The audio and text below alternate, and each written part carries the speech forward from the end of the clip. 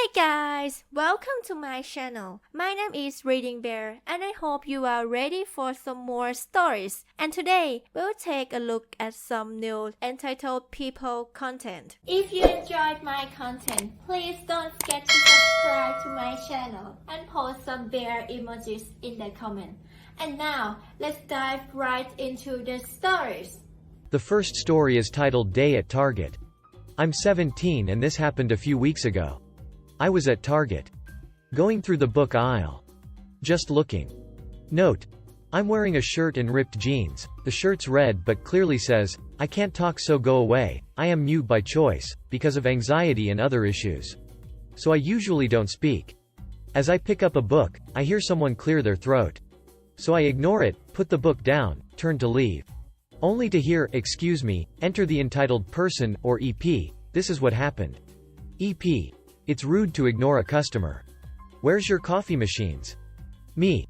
Shrugs and gestures vaguely to the left. EP. Waits for a couple seconds. Well, aren't you gonna take me there? Me.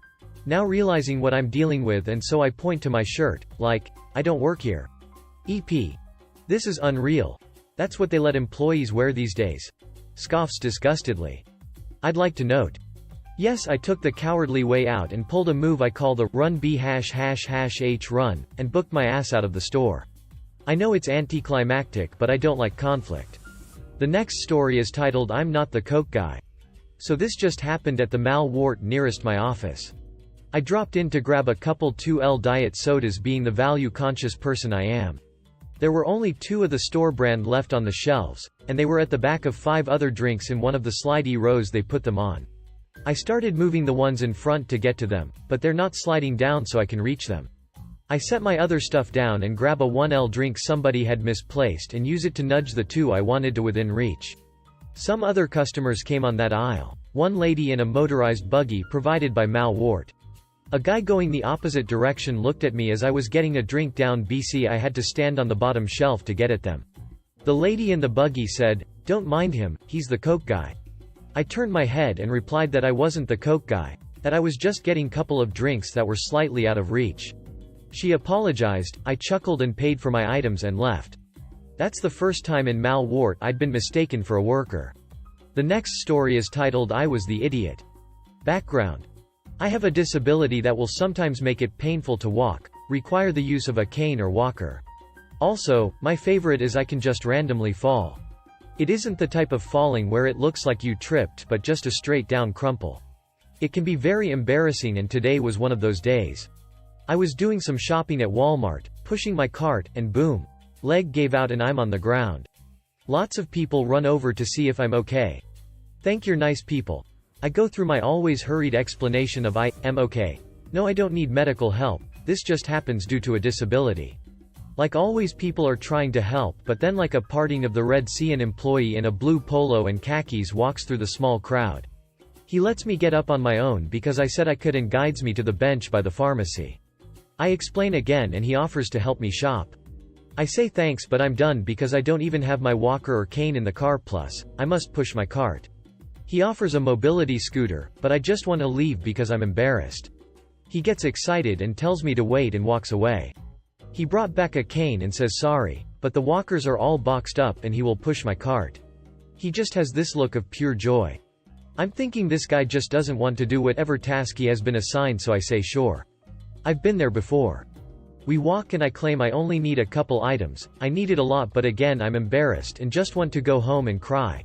We talk while he helps me get things, loads it on the belt, puts it in my car.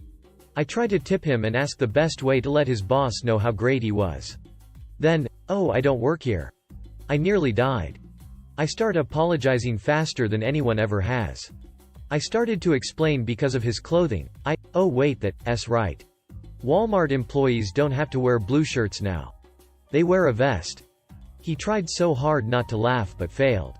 I asked him why he helped me if he didn't work there. He said because his mother taught him to help people. It was too much. I started crying in the parking lot. After I pulled myself together, we chatted briefly. We exchanged numbers and are going to grab coffee with his GF later this week. I moved last year and have had trouble making new friends because of the pandemic so now I might have 2 new ones. Best fall I've ever had. Most embarrassing too. The next story is titled I Am Still Laughing. First, I was just a witness. Second, no Karens were involved, I think. Setting local pet store cat food Ossel. A very tall 6 feet 6 inches to 6 feet 8 inches young flamboyantly dressed black man walking down the aisle with his male companion.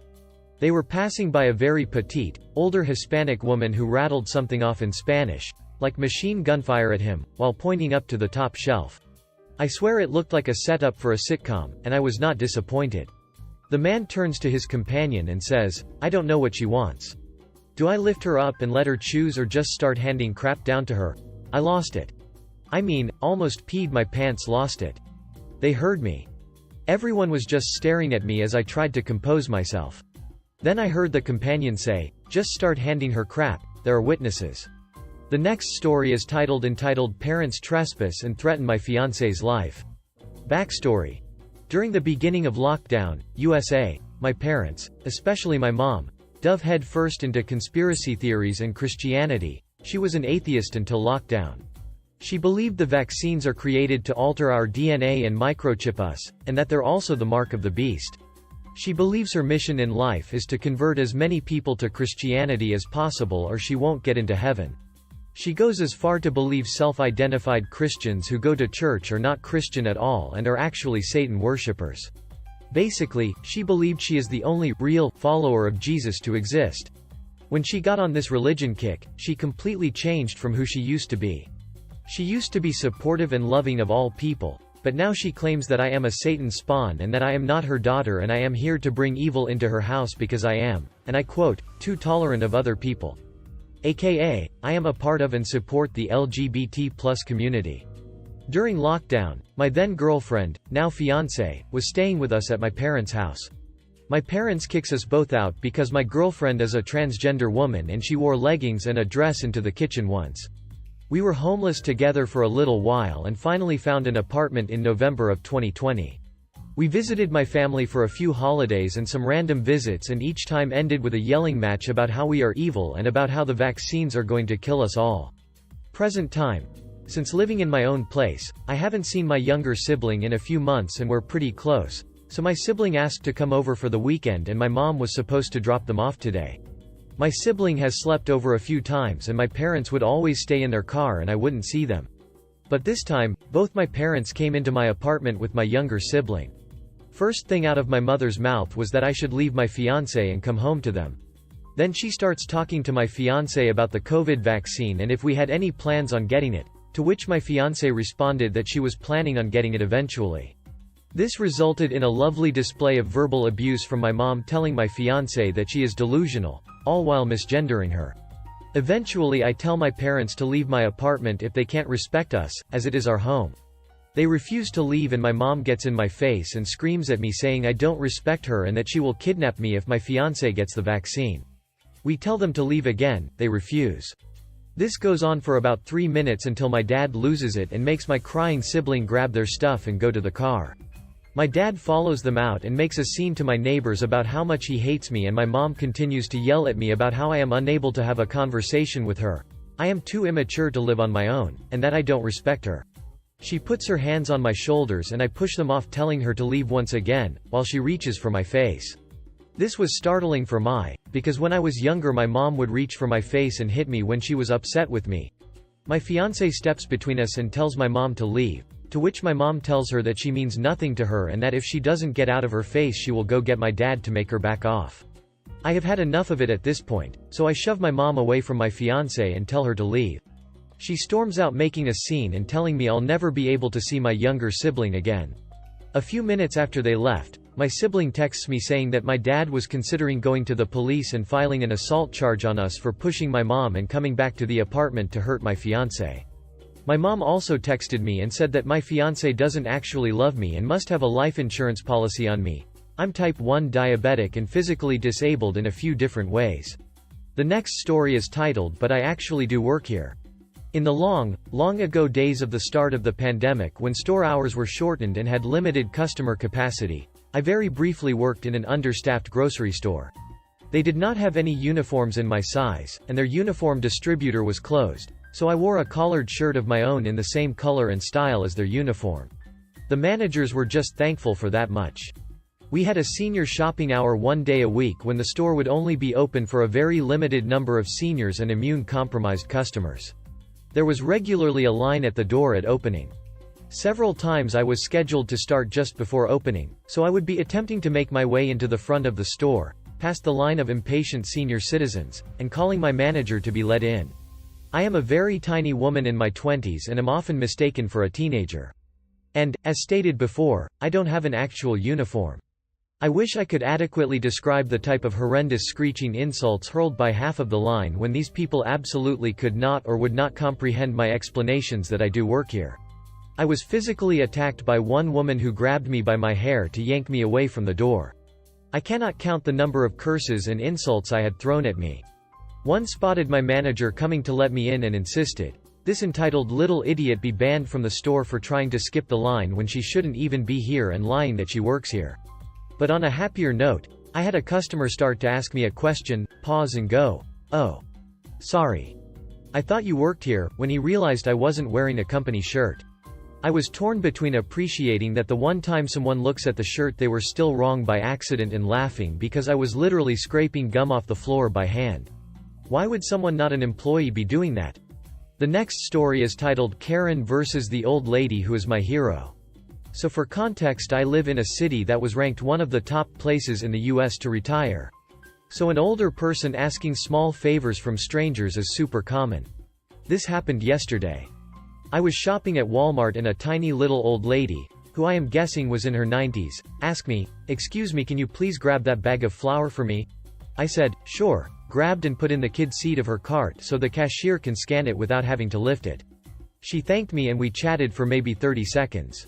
Then behind me I hear a different woman's voice, who sounded annoyed. "Okay, you have spent enough time on her, where is the coffee creamer?" I turned and said, "What?" As soon as I saw her face, it dawned on me that I am going to have a Karen moment. Also super common in my area. The Karen says, "It's your job to help all the customers, not just her." The old lady says, "He doesn't work here, he is just helping an old lady because his parents raised him right." There was a noticeable pause. Then the old lady just turned and walked away. In my head she was strutting off with a half-finished cigarette in mouth and pixelated sunglasses. Walking into the sunset while the Mandalorian end credits music plays. Not sure if this is a "you had to be there" moment, but I have been laughing ever since. The next story is titled Mobility Aid Doesn't Stop Them. So, my partner has decided that since I'm a fall risk, unless he's with me, I should use a mobility device of some sort. They have a mobility scooter from their previous partner who died from a bunch of stuff with the COVID cherry on top, so I was given that scooter to use all I want. I had a mobility scooter years ago and losing that bit of independence really did a number on my head. Anyway, I has scooter, I scoots. I like going out and getting sunshine and air, and Pokemon hunting, but that day, earlier this week, I was at Michael's. Now, I know this Michael's almost as well as the employees. I am not an employee, but a couple of times a month, I pop and cause yarn. Must. Feed. Yarn. Addiction. Yes, this is the same Michael's. A previous event happened in where I helped a blind woman and her husband find the stuff she needed. I took pity on him because he was lost, and why wouldn't I help someone who was helping another disabled person? It was the right thing to do at the time, and I stand by it. Anyway, I was scooting around the store, my head not quite above the center displays, but enough so that this lady saw me and started to ask where X was. I had stopped the scooter at one corner, and as she was asking me where X was, she rounded the corner and kept asking me as if I was an employee of Michael's and would I show her where X was. I'm sitting there, in a hoodie, with my Loungefly purse in the basket, and pushed up from the scooter controller I was leaning on and did that eye flutter thing that comes naturally to some of us. She looked at me, expecting me to answer her. My eyes fluttered a bit more. She seemed lost in what to do, as if certain I was an employee of Michael's, and nattered on about what she wanted. I waved my hand in the general direction of my basket and controller. Her eyes did the blinky flutter thing as if she couldn't comprehend what I was doing. Then her eyes followed my hand movement, and she looked me up and down a few times, sitting on the scooter and smiling. "Oh, I guess you don't actually work here," she said, and walked off. I couldn't stop laughing. The next story is titled Construction Champagne. In this tale I was the person assuming another shopper was an employee. New Year's Eve 2021. It was late, my fiance's mother was in the hospital for over a week at that point, and I was tasked with acquiring champagne so we could have a little bit of celebration in the midst of a health emergency. I was wandering around a Target in New York State looking for champagne. I couldn't find it and I realized that maybe NY has different laws about where you can buy champagne. I don't live in NY so I don't know. I looked around for an employee and saw a woman wearing a construction hat, high-vis vest, steel-toe boots, and other construction PPE. My brain told me, this person is wearing a uniform, they must work here. Of course this doesn't make sense now, but at the time I had so many other things on my mind. I approached her and said, "Do you have any champagne?" She didn't react and I'm very soft-spoken, so I repeated my question loudly. She stared at me for a while, likely trying to understand what exactly was going on. In her mind I'm sure she thought there was no possible way I could mistake her for a Target employee. After some thinking, she responded, "Honey, I wish I did," then folded her arms and faced me. I should have figured it out then, but I didn't. I said, "Can you please help me find some? I can't find any." She responded, "Maybe an employee would know where to find some." It took a moment, but I got it. I smacked my head and apologized over and over. She just laughed at me as I walked away. I left Target and drove straight to the liquor store after that. The next story is titled I'm Not the Store Santa. Background, context. I'm a 65-year-old white male with a full, white beard and a well-earned beer gut. At the time of this story, just after Thanksgiving, I was shopping at a nice mall anchoring department store. Now to be fair to the Karen of the story, I was wearing a bright red hoodie. But with old, nicely broken-in jeans and gray Merrell hiking boots. Absolutely nothing like the business casual attire of the store employees. Also, nowhere near a full Santa suit. I know, I've got one. Okay, the story. I'm browsing the kids' clothing, trying to find something cute for one of my granddaughters. She likes shirt dresses, long shorts, and unicorns. I had a couple of her size t-shirts with the mythical beasties pictured on them in my cart, and was seeking for shorts to go with them, when I hear the call of the wild Karen, "Excuse me," at a high volume from somewhere behind me. Naturally, I ignored it, although I said a quick prayer for whatever luckless individual it was directed at. Silly me. Next thing to break my shopping focus was a painfully forceful three-fingered, I know, because I felt 3 claws, blow to my shoulder, hard enough to make me take an extra half step for balance. No mean feat since I'm 6 feet 250-ish pounds. My fight or flight reflex opted for fight, boding ill for the poker, since I'm a mildly PTSD veteran with a .44 Bulldog revolver on my hip. Yes, I have a permit, and no, this store does not forbid legally carried weapons. I whip around to face my assailant, stepping back to open space, my right hand instinctively going to my holster, more to ensure no one is grabbing for my pistol than in any thought to pull it, my left coming up with fist clenched. Apparently, this startled a squawk from Karen, a 30 to 40-year-old woman with an elementary-age-looking child in tow. She takes a half step back and I relax a bit. We eye each other for a half second or so in silence. I recover first. "What is wrong with you? Why did you hit me?" I bellowed. She's very contrite, mumbles an apology and flees. "Just kidding." With typical Karen logic, she screeches, "I did no such thing. And if you weren't ignoring customers, I wouldn't have had to." Me. I don't. Karen. "Now, take me to your village or whatever. My niece wants her picture with you." Me. "What?" I said that. I think my brain locked for a second trying to make sense of this nonsensical topic shift. Karen. "You know, where you take pictures of kids." Me. "Lady, I'm not a photographer." Total confusion now. I mean, I'm thinking, did I have a stroke, or is she having one? Karen. "Of course not. The kids sit on you and get their picture taken. What kind of Santa are you?" Me. Brain gears finally meshing, remembering the color of my sweatshirt. "Ma'am, I'm not Santa. I'm a shopper just like you." Thinking, except I'm not crazy. Karen. Puzzlement finally replacing entitled wrath on her face. "Well then you shouldn't dress like one. You're just a tease." Me. Shaking my head. "So I shouldn't wear jeans?" At that, I start to hear laughter, the king of suppressed snort that gets away from someone who can't keep glee inside anymore. I turn and see a couple of employees and a few customers I hadn't noticed before with various expressions, ranging from mouth-covered snickering to red-faced, cheek-puffed grins. So does Karen, who stalks away without another word. Hardly my best comeback, but at least it pleased the peanut gallery. I simply bowed and went back to shopping. If you enjoyed the video, please subscribe to the channel and post some bear emojis in the comments.